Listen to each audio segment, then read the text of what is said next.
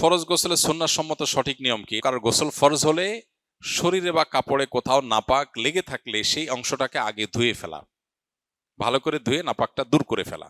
লুঙ্গিতে কাপড়ে কোথাও থাকলে যে জায়গা লেগেছে সে জায়গাটাকে ভালো করে ধুয়ে ওই জায়গাটাকে আলাদা করে আগে আলতো করে ধুয়ে ফেলা, কাপড়ে লাগলে কাপড়কে। এরপরে দ্বিতীয় যে কাজ হবে সেটি হলো উত্তম রূপে অজু করা।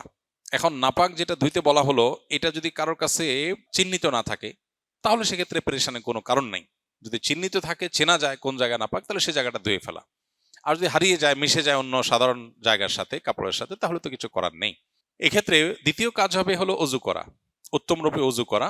অজুর ক্ষেত্রে 2 হাতের কবজি 3 বার ধুয়ে 3 বার কুলি করে নাকে পানি দিয়ে, কুলিতে গড়গড়া করে কুলি করা, এটা ফরজ গোসলের সাথে সংশ্লিষ্ট গুরুত্বপূর্ণ একটা বিষয়। নবী করিম সাল্লাল্লাহু আলাইহি ওয়াসাল্লাম বলেছেন, ওয়াবালিগ ফিল ইস্তিনশাক ইল্লা আন তাকুনা সাইমা। তুমি যখন গোসল করবে ফরজ গোসল, তখন তুমি ভালো করে গড়গড়া করে কুলি করবে। নাকে পানি দেওয়াটা ভালো করে নাকে পানি দিতে হবে। কিন্তু যদি রোজাদার হয় তাহলে খুব বেশি গড়গড়া করে কুলি করতে গেলে পানি ভেতরে যেতে পারে, সেজন্য রোজাদারের জন্য এটা নাই।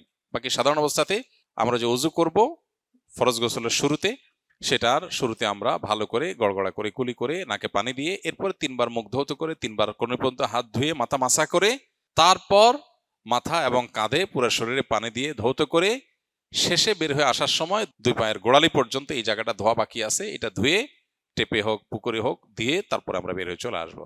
তাতে ওযু এবং গোসল একসাথে হয়ে যাবে।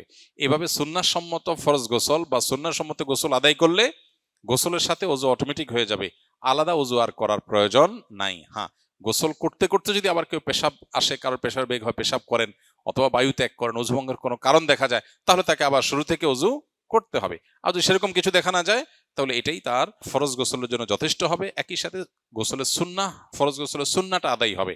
অর্থাৎ শুধু গোসলের ফরজ আদায়ই হবে না, পাশাপাশি সুন্নাহ সম্মত গোসল হবে। এক্ষেত্রে লক্ষ্য রাখতে হবে শরীরের কোনো জায়গায় যেন শুকনা না থাকে, প্রতিটা পশমের গোড়া পর্যন্ত যেন পানি যায়, সেটা সর্বোচ্চ খেয়াল রাখতে হবে।